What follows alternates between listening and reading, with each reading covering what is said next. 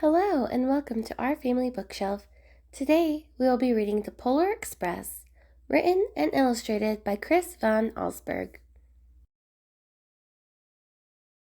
On Christmas Eve, many years ago, I lay quietly in my bed. I did not rustle the sheets. I breathed slowly and silently. I was listening for a sound a friend had told me I'd never hear, the ringing bells of Santa's sleigh. There is no Santa, my friend had insisted, but I knew he was wrong. Late that night I did hear sounds, though not of ringing bells. From outside came the sounds of hissing steam and squeaking metal. I looked through my window and saw a train standing perfectly still in front of my house. It was wrapped in an apron of steam. Snowflakes fell lightly around it. A conductor stood at the open door of one of the cars. He took a large pocket watch from his vest, then looked up at my window. I put on my slippers and robe. I tiptoed downstairs and out the door. "All aboard?" the conductor cried out. I ran up to him. "Well," he said, "are you coming?" "Where?" I asked. "Why, to the North Pole, of course," was his answer. "This is the Polar Express." I took his outstretched hand, and he pulled me aboard. The train was filled with other children, all in their pajamas and nightgowns. We sang Christmas carols and ate candies with nougat centers as white as snow. We drank hot cocoa, as thick and rich as melted chocolate bars. Outside, the lights of towns and villages flickered in the distance as the Polar Express raced northward.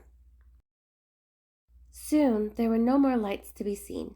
We traveled through cold, dark forests where lean wolves roamed and white-tailed rabbits hid from our train as it thundered through the quiet wilderness. We climbed mountains so high it seemed as if we would scrape the moon, but the Polar Express never slowed down. Faster and faster we ran along, rolling over peaks and through valleys like a car on a roller coaster. The mountains turned into hills, the hills to snow-covered plains. We crossed a barren desert of ice, the great polar ice cap. Lights appeared in the distance. They looked like the lights of a strange ocean liner sailing on a frozen sea. "There," said the conductor, "is the North Pole." The North Pole. It was a huge city standing alone at the top of the world, filled with factories where every Christmas toy was made. At first we saw no elves. "They are gathering at the center of the city," the conductor told us. "That is where Santa will give the first gift of Christmas." "Who receives the first gift?" we all asked. The conductor answered, "He will choose one of you." "Look," shouted one of the children, "the elves!" Outside we saw hundreds of elves.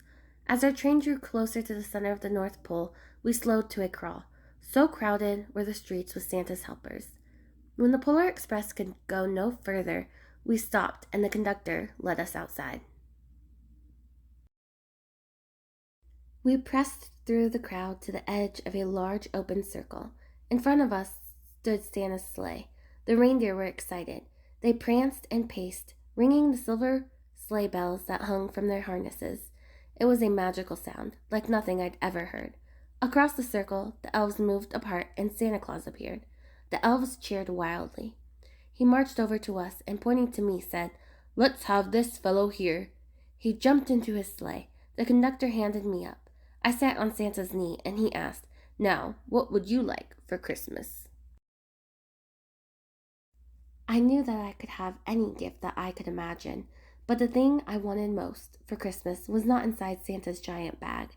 What I wanted more than anything was one silver bell from Santa's sleigh. When I asked, Santa smiled. Then he gave me a hug and told an elf to cut a bell from the reindeer's harness. The elf tossed it up to Santa. He stood, holding the bell high above him, and called out, "The first gift of Christmas." A clock struck midnight as the elves roared their approval. Santa handed the bell to me, and I put it in my bathrobe pocket. The conductor helped me down from the sleigh. Santa shouted out the reindeers' names and cracked his whip. His team charged forward and climbed into the air. Santa circled once above us, then disappeared in the cold, dark, polar sky. As soon as we were back inside the Polar Express, the other children asked to see the bell. I reached into my pocket, but the only thing I felt was a hole. I had lost the silver bell from Santa Claus's sleigh. "Let's hurry outside and look for it," one of the children said, but the train gave a sudden lurch and started moving. We were on our way home. It broke my heart to lose the bell. When the train reached my house, I sadly left the other children. I stood at my doorway and waved goodbye. The conductor said something from the moving train, but I couldn't hear him. "What?" I yelled out. He cupped his hands around his mouth. "Merry Christmas!" he shouted. The Polar Express let out a loud blast from its whistle and sped away.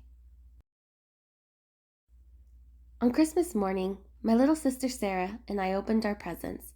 When it looked as if everything had been unwrapped, Sarah found one last small box behind the tree. It had my name on it. Inside was the silver bell. There was a note. "Found this on the seat of my sleigh. Fix that hole in your pocket. Signed, Mr. C." I shook the bell. It made the most beautiful sound my sister and I had ever heard. But my mother said, "Oh, that's too bad." "Yes," said my father, "it's broken." When I shook the bell, my parents had not heard a sound. At one time, most of my friends could hear the bell, but as years passed, it fell silent for all of them. Even Sarah found one Christmas that she could no longer hear its sweet sound. Though I've grown old, the bell still rings for me as it does for all who truly believe.